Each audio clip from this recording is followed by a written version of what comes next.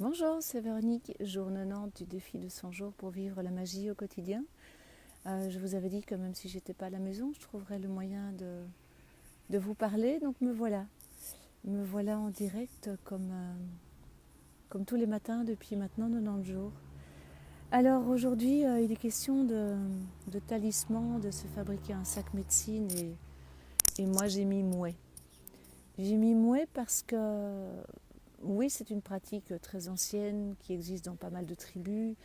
Ce sac dans lequel on va glisser des objets, qu'on va charger d'une intention de guérison, de protection. Donc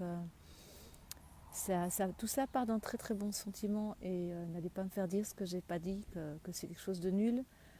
Ce qui est simplement, c'est qu'au plus j'avance, au plus je me rends compte que c'est quelque chose qui va rassurer mon ego, tout ça.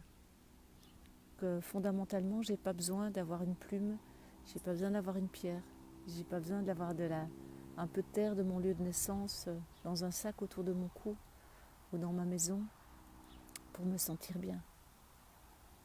Donc ce sac médecine, d'abord moi je suis piètre couturière, donc je suis pas du tout sûre que je vais m'en fabriquer un, ou bien alors je vais peut-être trouver une pochette que je vais utiliser. Mais ce qu'il y a de sûr, c'est que euh, je tends de plus en plus à me détacher du matériel, à chercher les ressources en moi. Et donc, je ne suis pas sûre que je vais fabriquer ce sac. Par contre, si ça vous parle, bien sûr, de rassembler des objets, de leur donner un pouvoir, de les charger d'une intention positive, allez-y, faites-le. Faites-le, c'est vrai qu'il y a des pierres qui sont protectrices, des objets qui nous ramènent à quelque chose d'important pour nous. Moi, j'ai certains objets que j'ai reçus et que je garde précieusement, qui ont de la valeur pour moi.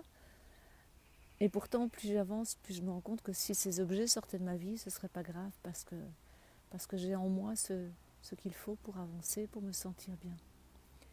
Conclusion, le sac médecine, je ne sais pas si je vais le fabriquer. Peut-être quand je serai de retour chez moi, un soir d'hiver, que je prendrai le temps de me pencher sur la question. Et je verrai bien. Par contre, la question que j'ai envie de vous poser, c'est vous, quels sont les objets auxquels vous êtes attachés, qui vous protègent, qui vous accompagnent, quel est le lien que vous entretenez? Quelle est la place que vous leur laissez? Est-ce que c'est votre ego que ça rassure? Et dans ce cas, est-ce que vous pouvez arriver à vous en passer? Prendre conscience que ce n'est qu'un objet et que tout ça est en vous? Et si vous avez des objets qui vraiment vous accompagnent, eh bien alors voyez avec quelle intention vous les chargez. Quelle intention vous mettez dans ce caillou, dans cette plume qui vous accompagne, ce que vous attendez.